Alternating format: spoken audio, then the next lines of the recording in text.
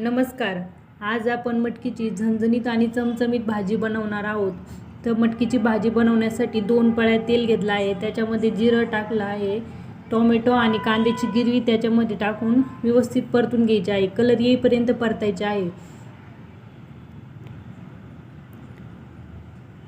त्यामध्ये अद्रक लसणाची पेस्ट आपण त्यामध्ये टाकली आहे.